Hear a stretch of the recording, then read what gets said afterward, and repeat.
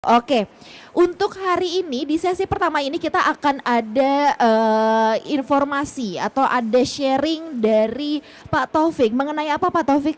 Oke, terima kasih Nadia atas waktu dan kesempatannya. Assalamualaikum warahmatullahi wabarakatuh. Untuk materi hari ini kita akan bicara dua materi terkait dengan Incoterm dan Incoterm 2020 dan HS Code 2022 yang terbaru ya. Dan ini adalah jantungnya para pelaku-pelaku ekspor, karena dengan dua hal ini kalau Anda tidak menguasai, Anda tidak mengerti, udah saya yakin ekspor Anda udah gagal seperti itu. Oke. Berarti harus paham betul ya Pak ya? Iya, betul. Berarti tentunya materi atau topik talk show kita hari itu penting banget nih Bapak Ibu. Jadi yang Betul. masih di pinggir-pinggir boleh dong merapat ke tengah supaya slide presentasinya juga bisa terlihat oleh Bapak Ibu sekalian gitu. Oke, Pak Taufik, ini sebelum kita masuk ke talk show-nya Pak Taufik ya, aku izin menginfokan bahwa Bapak Ibu sekalian di sini di Pertamina booth untuk Trade Expo Indonesia tahun 2022 ini ada 3 booth yang isinya itu kurang lebih ada 50 mitra binaan Pertamina. Jadi kalau misalnya Bapak Ibu berkenan hadir atau tidak ada waktu luang lah ya, Bapak Ibu silakan hadir ke ASBSD Tangerang di tanggal 19 sampai 23 Oktober 2022. Banyak banget produknya, ini ada produk batik, ada jaket kulit, ada juga skincare dan lain sebagainya. Jadi kalau Bapak Ibu berkesempatan hadir silakan untuk datang langsung di Hall 7 untuk booth Pertamina, karena akan ada banyak banget produk-produk yang menarik untuk Bapak Ibu beli atau sekedar lihat-lihat juga boleh.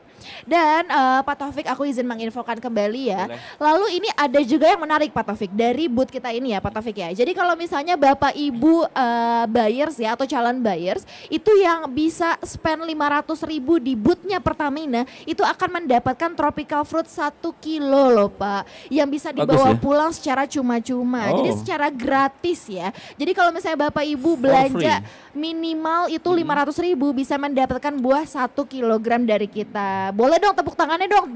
Ini luar biasa loh, dapat hadiah loh. Jadi ayo dong, ini semuanya kalau misalnya mau pada belanja boleh merapat ke boothnya Pertamina, karena ada banyak banget produk-produk mitra binaannya Pertamina yang bagus-bagus banget produknya dan juga cocok untuk Bapak Ibu sekalian. Jadi silakan dilihat-lihat dulu, lalu setelah dibeli dengan minimal order atau minimal spendnya 500.000, Bapak Ibu bisa mendapatkan hadiah menarik dari kita.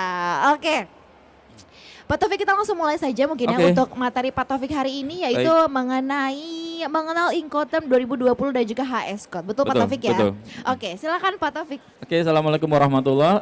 Selamat siang para peserta exhibition pameran di ASBSD. Hari ini saya akan membawakan dua materi yang perlu Bapak Ibu ketahui sebagai pelaku ekspor, karena jantungnya daripada ekspor ini adalah di dua hal materi yang akan kita bahas. Mungkin materi ini kita tidak akan bahas terlalu detail ya, karena untuk satu materi aja saya butuh sekitar 6 sampai 12 jam itu untuk 6 sampai 12 jam.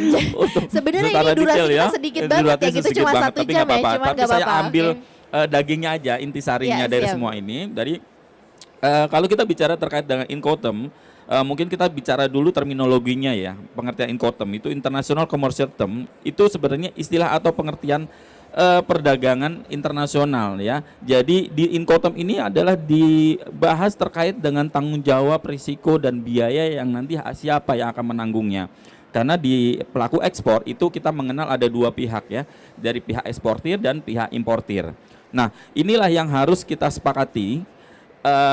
Tanggung jawab, responsible, biaya apapun halnya nanti akan dibahas di Incoterm ini.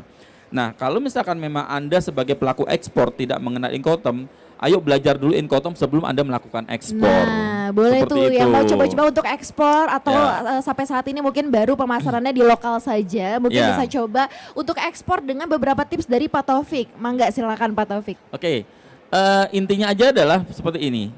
Incoterm itu mengatur 3 hal, yaitu yang pertama adalah biaya, risiko dan tanggung jawab. Dari 3 hal inilah yang nanti akan diatur dalam Incoterm, siapa saja yang menanggung dari 3 hal ini terkait dengan biaya, risiko dan tanggung jawab. Ya, misalkan biaya ditanggung oleh pengirim, tapi tidak ditanggung oleh penerima.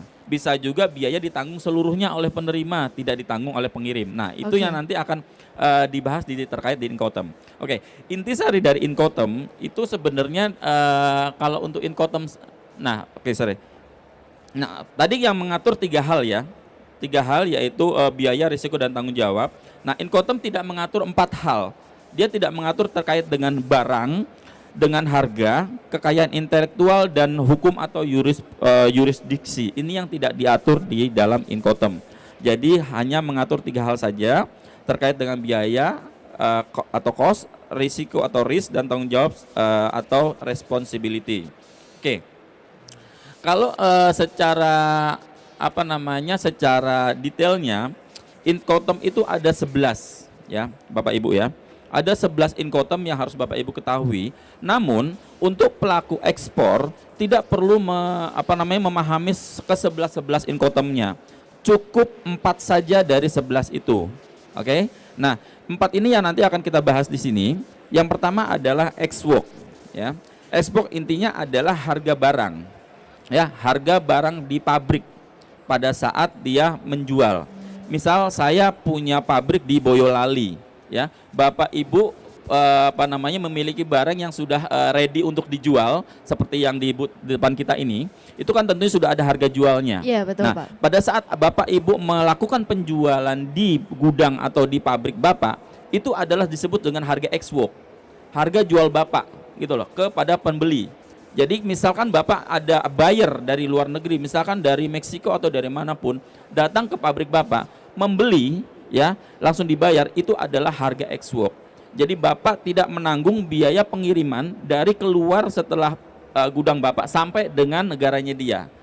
Ya, itu dulu. Itu yang pertama yang dari pelaku ekspor. Yang kedua adalah FOB ya. FOB itu kita sebut sebagai free on board. Ya.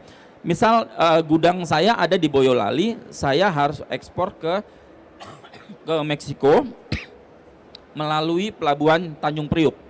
Oke, berarti saya ada ongkos pengiriman dari gudang saya di Boyolali sampai dengan di Tanjung Priuk. Ya, itu terdiri dari apa saja? Terdiri dari biaya tracking, biaya clearance, oke, biaya dokumentasi, ya, serta biaya-biaya lain sampai dengan barang kita diterima di pelabuhan Tanjung Priuk. Nah, seluruh biaya itu kita tarik ditambahkan dengan harga barang. Itu sudah jadi FOB, Bapak. Oke.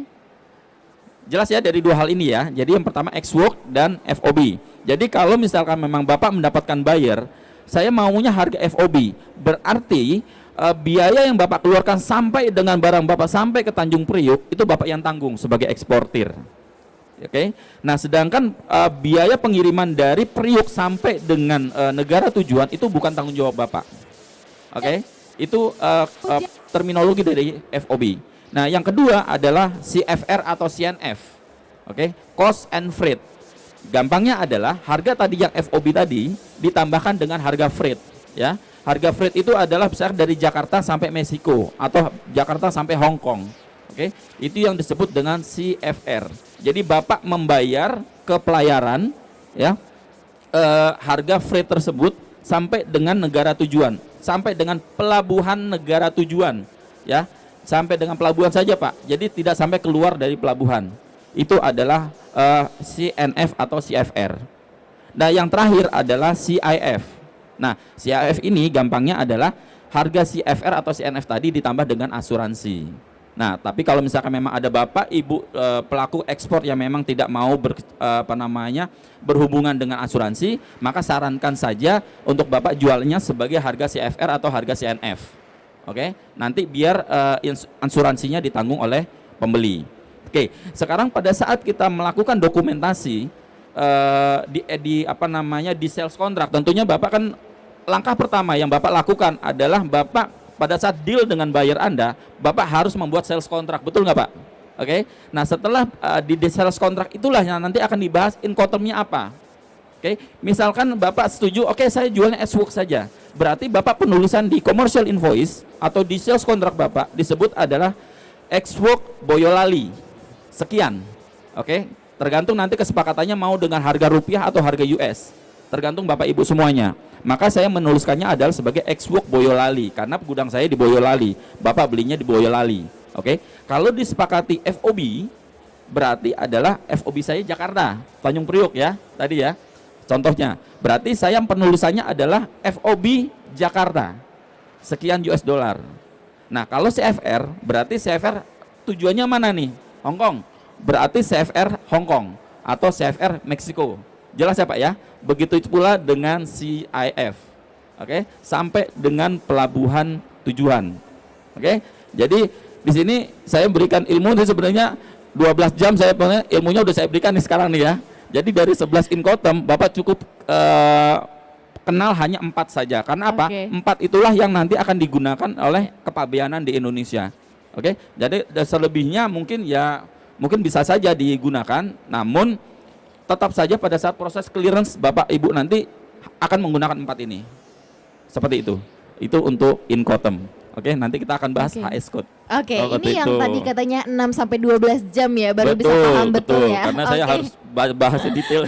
Oke. Tapi Bapak Ibu sekalian boleh merapat ke tengah, dan jika ada pertanyaan nanti kita akan ada sesi tanya jawab ya Pak Taufik ya. Boleh. Jadi kalau misalnya dari Bapak Ibu dirasa ada yang belum paham banget, boleh loh ya nanti bertanya, nanti akan dijawab langsung oleh Pak Taufik. Mangga silakan dilanjut Pak Taufik. Oke. Jadi di Incoterm ini kita sebenarnya membahas terkait dengan tanggung jawab ya. Bapak mungkin bisa lihat di situ ya, salah satu contohnya ada yang namanya export packaging, loading charges, delivery to port, itu ada poin-poinnya ya.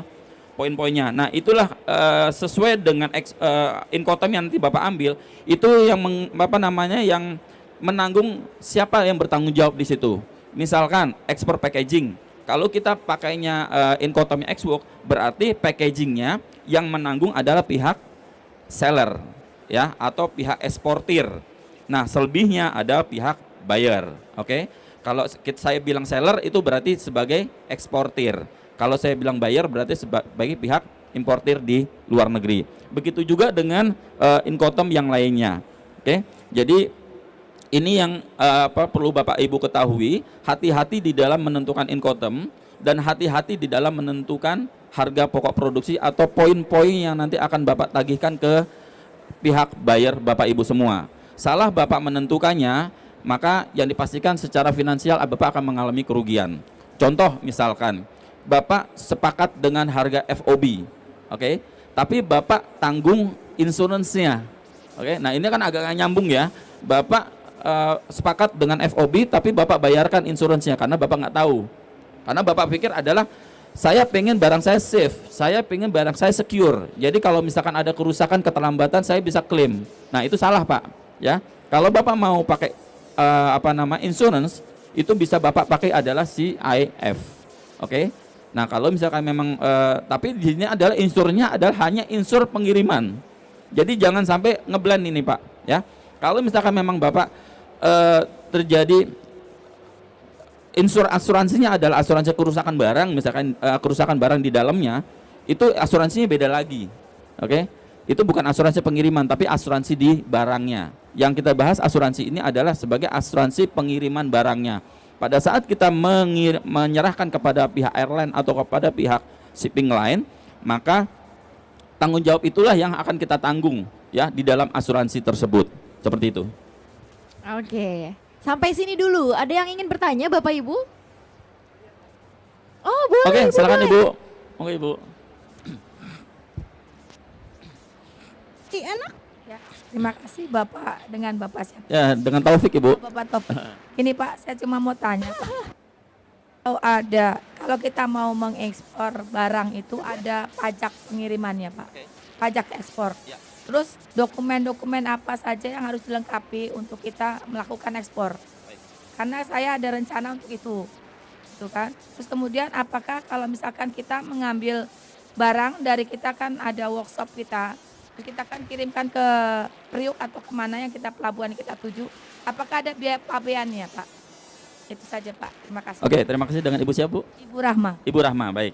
Ibu Rahma, kembali lagi kita pertanyaan Ibu tadi, kalau misalkan ada pajak dan ada biaya keluar ya Bu ya, dan biaya-biaya lain itu siapa yang menanggung ya Bu ya, Bu Rahma ya. Oke, jadi kalau misalkan terkait dengan pajak, nah pajak ini adalah kita bicara pajak mana dulu nih? pajak invoice kah atau pajak mana? Karena kan setiap komponen pembayaran pasti ada pajaknya, betul ya Bu ya? Nah, kalau misalkan harga barang Bapak adalah ex-work saya bilang ya, berarti kan Bapak Ibu keluarkan invoice ya. Nah, invoice itu kan tentunya sudah ada pajaknya, betul nggak Bu? 11% ya, atau saya nggak tahu berapa persen, 11% ya. Nah, 11% itu menjadi tanggungan Ibu, karena itu melekat kepada barang. PPh-nya nanti itu otomatis kena juga Bu. Itu PPh-nya kepada perusahaan kan ya? Ya. Sorry maaf. Enggak. Kalau PPh-nya itu dibebankan kepada pembeli atau kita sebagai user? Kalau PPh-nya kepada kita Bu. Oh, kita user. Ya betul. Itu terkait dengan pajak ya Bu ya. Jadi bukan kepada ekspornya ini. Ketentuannya ketentuan pajak. Jadi tidak digabungkan ke sini. Oh, berarti harga barang HP itu dimasukkan dalam pajak dan HP. Betul. Ditambahkan itu. Iya betul. Jadi itu kalau untuk terkait dengan pajak masuk ke situ Bu. Tapi kalau misalkan bea keluar tergantung lagi. Kalau kita bicara bea keluar berarti kita bicara HS code. Komoditi. Komoditinya apa? Kalau komoditi ditetapkan di HS code yang tidak ada bea keluar maka free. Tapi kalau misalkan ada kita harus bayarkan. Kalau misalkan di pelabuhan itu Pak, apakah item-item barang yang kita akan kirim pajaknya sama semua atau berbeda Pak? Beda-beda Bu. Oh beda ya? Beda-beda, betul. Tergantung dari komoditinya. Tapi kembali lagi kepada incoterm yang Ibu ambil. Kalau misalkan Ibu sepakati dengan harga ex-work, ya, harga ex-work berarti Ibu tidak menanggung seluruh biaya setelah barang itu keluar dari pabrik Ibu. Tapi kalau misalkan Ibu sepakati dengan FOB, berarti sampai dengan seluruh biaya sampai dengan pelabuhan Tanjung Priuk itu tanggungan Ibu semua. Apapun itu. Gitu loh, biaya dokumen, biaya pajak-pajak segala macam itu biaya Ibu, gitu. Tapi kalau misalkan ex-work tidak, Ibu hanya bertanggung jawab terhadap pajak yang menempel kepada barang saja, itu. Nah, setelah sampai tujuan, itu kan kita masuk ke terminal lagi Pak. Betul. Nah, itu kena pajak lagi tidak? Nah, itu kembali lagi ke si bayarnya, karena kan kembali lagi ke incoterm Bu. Nah, kalau kita bicara incoterm berarti kita bicara responsibility. Ini tanggung jawab siapa? Siapa yang harus membayar? Makanya itu yang kita pagari dengan incoterm. Kalau misalkan memang FOB ya sudah, saya hanya bertanggung jawab sampai dengan pelabuhan Tanjung Priuk. Setelah itu ada pajak, ada biaya apa saya nggak tanggung jawab. Gitu. Bisa dibatasi di situ ya Pak ya? Iya betul, itu pembatasannya seperti itu incoterm. Makanya itu penting sekali bagi Ibu pelaku ekspor. Jangan sampai Ibu menanggung yang bukan tanggung jawab Ibu. Oke siap. Gitu. Siap. Berarti itu dibacakan dalam satu MOU berarti Pak ya? Betul, Oke, betul. Jelas. Misalkan gini, Ibu sepakat dengan harga FOB, tapi Ibu bayarkan juga freight-nya. Nah, itu kan Ibu yang rugi jadinya. Siap. Gitu. Harusnya si buyer yang bayar, teman Ibu yang bayar. Tingkat kenaikan ada nggak Pak? Tingkat kenaikan pajak dalam hal ini Pak? Kalau pajak kita ngikuti ketentuan pajak, Bu. Ketentuan pajak Iya, ya? betul. Ketentuan pajak yang berlaku pada saat itu apa? Itu yang kita ikuti. Bea cukainya nggak kena juga Pak? Itu lebih kepada nanti bea keluar. Kalau ekspor selama bea keluar tidak ada, tidak ada pajak. Tidak ada pajak ya? Paling hanya DHE saja nanti, devisa hasil ekspor. Itu nanti pertanggungjawabannya nanti, tidak seperti pada saat kayak seperti impor ya. Kalau impor kan begitu kita clearance, kita bayarkan biaya masuk sama pajak yang lainnya. Kalau ekspor enggak. Seperti itu. Paling hanya biaya-biaya pelabuhan saja Bu, kayak misalkan terminal handling charge, seperti itu yang kita bayarkan. Itu juga kembali lagi kepada incoterm yang Ibu ambil. Itu biasanya berapa persen kena Pak? Kalau sekarang saya kurang range-nya saya kurang paham untuk itu. Karena itu ekspresif. Gitu, ekspresif. Jadi tergantung dari pelakunya nanti pengelola pelayarannya nanti mengenakannya berapa. Nggak ada ininya ya Pak? Nggak ada Bu, nggak ada. Iya, kadang-kadang masing-masing pelayaran ini beda-beda. Berarti tinggal nego-nego aja ya Pak? Nggak bisa negosiasi ya Bu, betul seperti itu. Terima kasih ya Pak. Ya, terima kasih Bu. Ada lagi mungkin yang dipertanyakan? Silakan Ibu. Monggo. Makasih. Ya Bu. Assalamualaikum warahmatullahi wabarakatuh. Waalaikumsalam warahmatullahi wabarakatuh. Saya Bu Tuti Pak dari Bu Tuti, ya? Balikpapan, Kalimantan Timur. Oh siap Bu. Ya. Yang mau saya tanyakan adalah, kami kan baru mau belajar untuk ekspor. Nah untuk bagi kami yang baru mau jadi pemula, bukan pemula ya Pak, kalau pemula udah ekspor kali ya. Iya betul. Jadi baru mau jadi pemula, sebenarnya kalau seperti kami ini yang aman ya Pak ya, untuk kami, kita untuk pengiriman itu ya, untuk ekspornya itu lebih baik pakai harga ex-work atau di FOB. Betul. Untuk lebih amannya, untuk kami sebagai baru mau pemula tadi.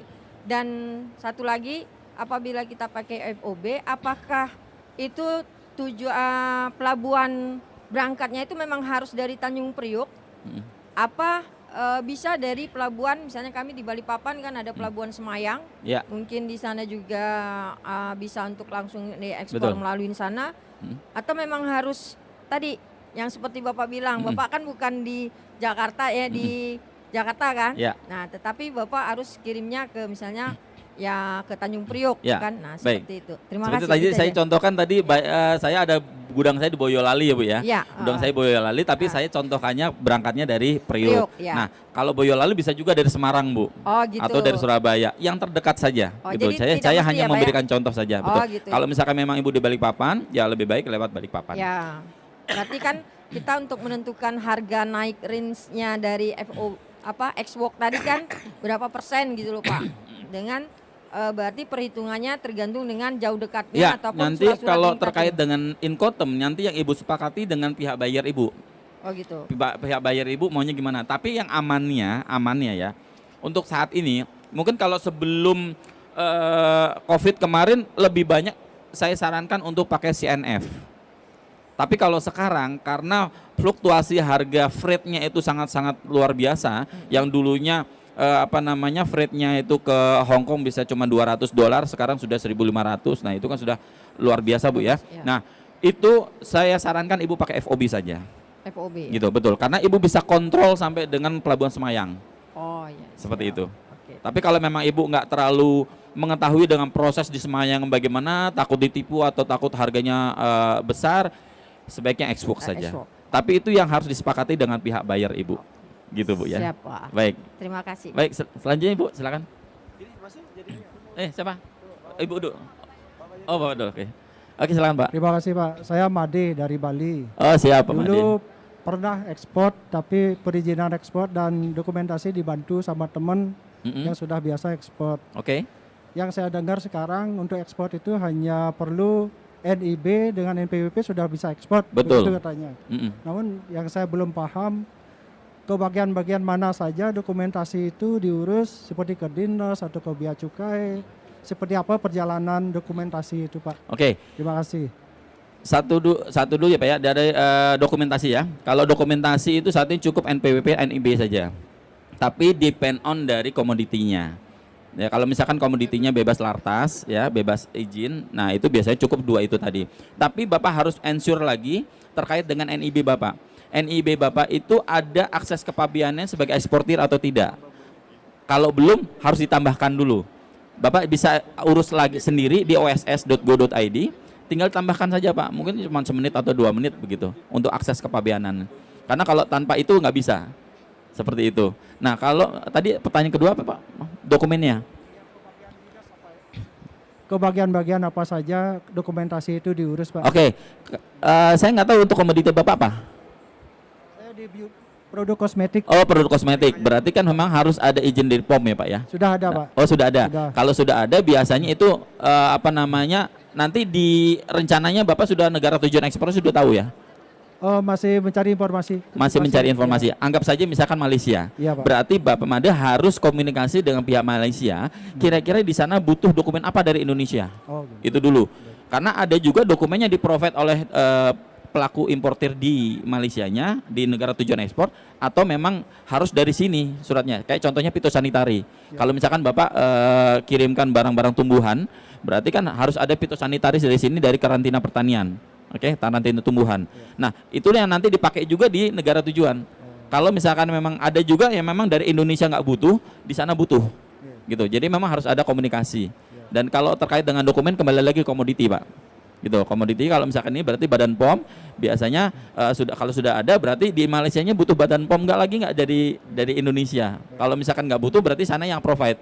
Seperti itu aja sih, Pak. Selebihnya kalau seperti commercial invoice, packing list, dan kalau misalkan memang barang Bapak kirimnya negara tujuan ekspornya yang negara-negara kerjasama ada bilateralnya, bisa menggunakan free trade area, masih di lingkungan free trade area, Bapak silakan gunakan COO juga. Nanti bisa Bapak urus di kantor wali kota.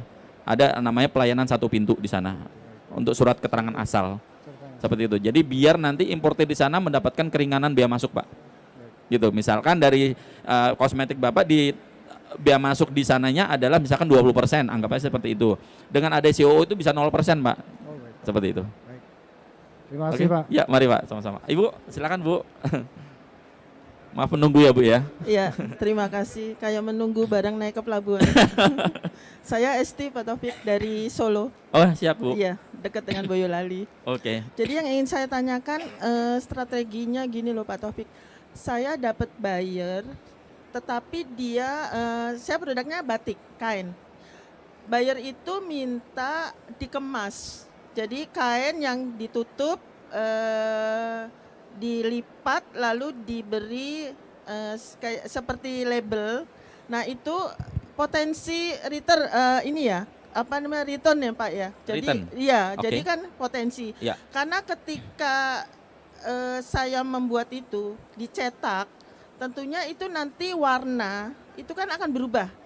Misalkan dengan 200 piece di angka 100 itu nanti akan berubah warna karena kan tentu nggak sempurna cetakan itu. Oke. Nah saya mau minta saran dari Pak Taufik, strateginya seperti apa supaya saya bisa menerima orderan itu tanpa menolak permintaan dari buyer untuk kemasan. Jadi kemasan dengan ukuran kain 30 kali 5 cm untuk dilipat dimasukkan ke kain. Seperti itu. Oke. Nah, Itu mempengaruhi warna dari kain itu? Iya. Jadi saya baru tahu nih. potensi untuk itu Pak. Jadi saya sudah mengikut apa namanya menghitung tingkat kerugiannya kalau saya ambil gitu loh. Oke. Tapi kalau nggak saya ambil itu lumayan juga gitu kan. Jadi tapi itu permintaan ya? Permintaan buyer? Iya, Oke. permintaan buyer. Solusinya salah satunya adalah bisa nggak di split Bu? Di Pengirimannya dipisah. Jadi antara pengiriman raw material Ibu kainnya Kainnya dengan satu-satu. packagingnya dipisah. Iya, itu juga nanti bisa dipisah. Tetapi Nah, jadi nanti ketika digabungannya di sana aja.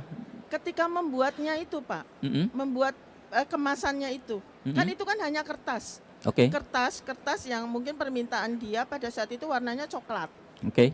warna tanah gitu kan. Kita kalau di Solo kan ada Sampurna tuh Pak, Betul. kita bisa cetak. Tetapi itu nanti berubah warna, tidak sempurna di hitungan ke 70 mungkin.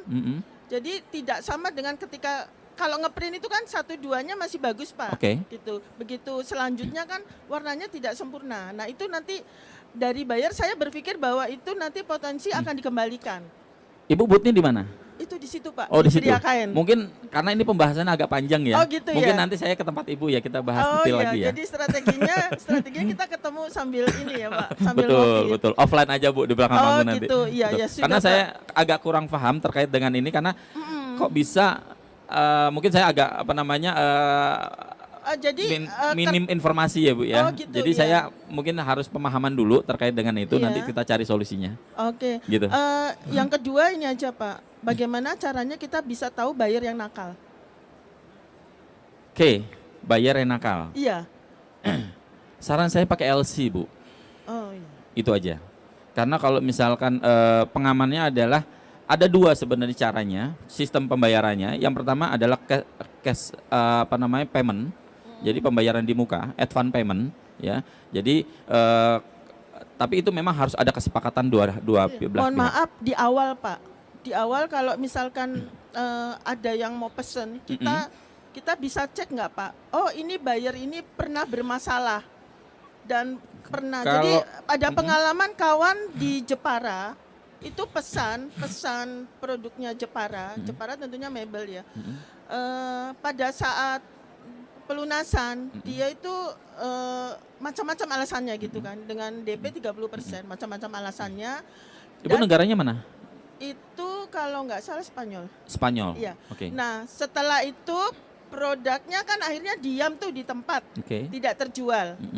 6 bulan kemudian ada yang datang, entah itu temannya. Kalau saya berpikir itu adalah strategi mereka. Jadi barang itu akhirnya dibeli dengan harga murah. Lah kita yang UKM produksi lah, daripada nggak laku toh, mendingan tak kasihkan. Nah, apakah itu juga salah satu buyer yang nakal yang mungkin kita bisa tahu sebelum kita melakukan MOU? Apakah ada info bahwa oh ini buyer yang nakal, yang pernah bermasalah gitu Pak? Solusinya Ibu coba komunikasi dengan atasé perdagangan Spanyol.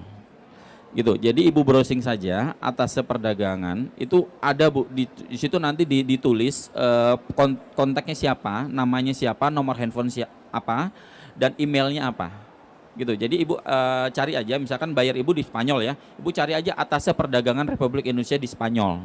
Nanti akan keluar, dia memberikan informasi itu Bu.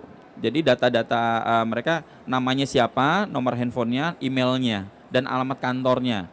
Kalau alamat kantor mungkin kita nggak butuh ya, mungkin lebih kepada nomor handphone dan email. Ya? Jadi kita coba komunikasi dengan mereka bahwa saya dapat buyer di Spanyol, identitasnya ini, kira-kira ada informasi nggak terkait dengan buyer ini? Karena saya nggak tahu kredibilitas dari ini bagaimana. Biasanya atasnya perdagangannya paham. Oh iya, baik, seperti itu. Ini juga ya. Karena kan kalau ada juga cara kedua kita dengan BPN visit ke sana, tapi kan itu biaya tinggi. Lebih baik memang kita berhubungan dengan atasé perdagangan di negara masing-masing, Ibu. Oh iya, karena itu memang tugasnya mereka untuk mencari buyer, Bu. Atasé perdagangan itu. Iya. Seperti itu. Itu biasanya yang saya lakukan seperti itu. Baik, Pak Taufik. Iya. Terima kasih, matur nuwun Pak. Terima kasih, Bu. Sama-sama, Bu. Mungkin saya ada bahasan satu lagi nih ya selain Incoterm. Iya, silakan Pak Taufik. Ya. Wow, saking panasnya ya pembicaraan Makanya kan, hari ini. Oke, boleh silakan Pak Taufik dilanjut.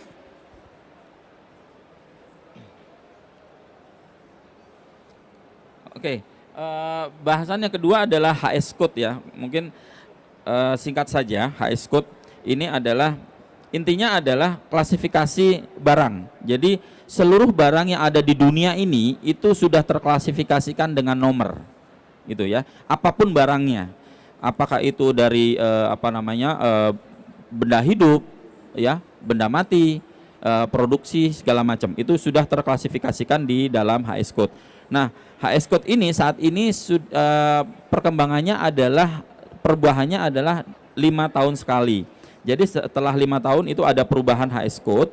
Jadi manfaat dari HS Code ini adalah yang pertama untuk menentukan tarif bea cukai, tarif kepabeanan, ya. Yang kedua adalah kemudahan dalam negosiasi, yang ketiga kemudahan dalam kontrol barang, yang keempat adalah memberikan penggolongan daftar barang serta mempermudah statistik. Oke. Nah, intinya daripada HS Code ini sebenarnya ada di sini sebentar.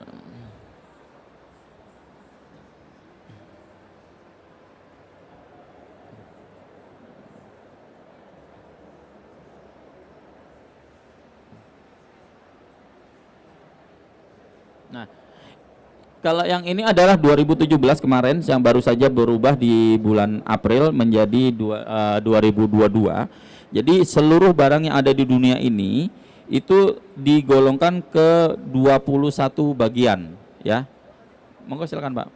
21 bagian, ya. Di mana HS Code ini Bapak harus perlu ketahui sebelum Bapak Ibu semuanya melakukan ekspor. Gitu ya. Jadi kalau misalkan memang ada barang Bapak melakukan ekspor, silakan tentukan dulu HS Code-nya dan Incoterm-nya. Kalau misalkan Bapak sudah mengetahui, maka untuk komunikasinya akan mudah. Nah, pertanyaannya adalah bagaimana saya mengetahui HS Code barang saya? Oke, jawabannya adalah Bapak Ibu bisa untuk cara mengetahuinya itu ada di 3 cara. Yang pertama, Bapak Ibu bisa masuk ke portal INSW, ya, yaitu portalnya Indonesia National Single Window.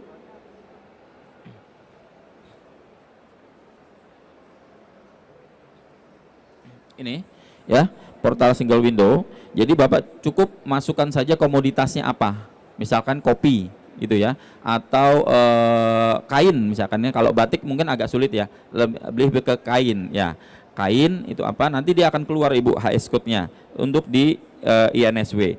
Yang kedua adalah Ibu bisa masuk ke Inatrade, portal Inatrade dari Kementerian Perdagangan serta portal dari Bea Cukai. Oke. Namun kalau untuk portal Bea Cukai dan Kementerian Perdagangan dia agak kurang informatif. Jadi sebaiknya Bapak bisa masuk saja ke portal INSW Ini lebih informatif karena setelah nanti Bapak masukkan kode, kalau misalkan Bapak belum tahu ya, misalkan kode HS-nya Bapak tuliskan kopi, nanti akan keluar Pak kode, HS-nya ya. HS-nya langsung keluar ya. Tapi kalau misalkan barang Bapak yang belum tahu klasifikasi, misalkan minyak buah merah, nah itu dia tidak menunjuk langsung minyak buah merah ya, tapi dia biasanya menunjuk ke buah yang menghasilkan minyak gitu di poin lain-lainnya. Oke, tapi kalau misalkan memang Bapak sudah tahu kode HS-nya berapa, tinggal masukkan saja kode HS-nya, nanti akan muncul informasi barangnya ya, seperti ini ya. Nanti di detail nanti akan kelihatan. Iya, betul. Ya, ini nanti akan muncul di NSW lebih lengkap Bu daripada portal Bea Cukai maupun portal Kementerian Perdagangan seperti itu. Jadi intinya HS itu Bu. Jadi untuk mengetahui pada saat nanti Ibu ekspor dan pada saat nanti barang Ibu masuk ke negara tujuan, itu pasti akan ditanya dengan HS code. Pasti. Tidak mungkin tidak gitu. Pasti pihak forwarder pada saat Ibu ngasih ke forwarder nanya, barangnya apa Bu? Pasti seperti itu ya. Nah, HS code-nya berapa? Pasti mereka nanya. Kenapa? Karena HS code itu yang nanti akan dimasukkan ke dokumen PEB, pemberitahuan ekspor barang. Dia harus klasifikasikan HS code-nya. Kalau misalkan Ibu tidak tahu secara detail, mungkin bisa dibantu oleh pihak forwardernya. Kalau memang forwarder yang Ibu pilih memang sangat-sangat mumpuni ya. Karena ada juga yang forwarder di bawah pohon ya Pak ya. Jadi kita harus hati-hati dalam menentukan forwarder, karena jangan sampai nanti pertama harganya lebih mahal, yang kedua mungkin bukan masalah harga ya, kalau ada masalah dia kabur Pak. Kebanyakan seperti itu. Nah itu memang Bapak harus siasati untuk menentukan pemilihan forwarder yang baik gitu loh, yang memang bertanggung jawab, yang memang kredibilitasnya ada seperti itu. Mungkin di sini ada pertanyaan? Boleh? Ibu ingin bertanya lagi? Tadi udah langsung katanya. Sudah langsung ya, boleh Bu. Oke. Bisa lebih panjang Bu ya. Oke, Pak Taufik apa sudah selesai? Sudah selesai ya? Oke, mungkin ini sedikit aja dari aku untuk meringkas ya Pak ya, terkait dengan materi kita hari ini gitu. Yang pertama mengenai Incoterm 2020 dan juga HS Code gitu. Oke, Pak Taufik izin, seberapa penting sih bahwa UKM yang atau pelaku ekspor yang baru mau mulai ekspor atau yang mungkin sudah ekspor, seberapa penting Incoterm dan juga HS Code, Pak Taufik? Silakan. Oke, pertanyaan pertama ya, seberapa penting? Penting sekali, karena pada saat Ibu dan Bapak melakukan MOU pasti akan ditanyakan Incotermnya apa ya. Seperti yang tadi saya katakan bahwa itu yang nanti akan mengsegregasi, akan memisahkan tanggung jawabnya itu ada di mana? Ada di pihak penjual kah atau di pihak pembeli? Itu depend on dari Incoterm. Yang tadi kan seperti export ya. Kalau saya jual export ya udah jangan ngomongin freight lagi, jangan ngomong asuransi lagi gitu, jangan ngomong clearance lagi, karena saya kan cuma harga export seperti itu. Itu yang nanti akan menjadi pembatas antara penjual dan pembeli atau eksportir dengan importir. Jadi menurut saya penting sekali. Gitu. Oke, berarti luar biasa ya Pak Taufik untuk paparan hari ini. Semoga bermanfaat untuk Bapak Ibu sekalian. Tapi tidak sampai di sini Pak Taufik, karena walaupun di sesi pagi ini kita sudah selesai Pak Taufik ya, sudah mau jam 12 siang, tapi di sore nanti kita akan bertemu lagi Bapak Ibu. Jadi boleh merapat lagi ke booth Pertamina ini di jam 16.00 sampai 17.00. Karena kita akan membahas mengenai menentukan harga jual ekspor. Ya, buat ini Bapak penting Ibu juga yang ya, pengen jadi tahu jangan sampai jadi skip ya, jangan sampai di skipnya. Oke, terima kasih banyak Pak Taufik untuk paparannya. Terima kasih juga untuk Bapak Ibu sekalian yang sudah menonton talk show-nya. Bisa ketemu lagi nanti jam 4 terkait dengan pembahasan menentukan harga ekspor barang. Oke, luar biasa. Terima kasih banyak Pak Taufik. Assalamualaikum warahmatullahi wabarakatuh. Wassalamualaikum warahmatullahi wabarakatuh. Selamat siang.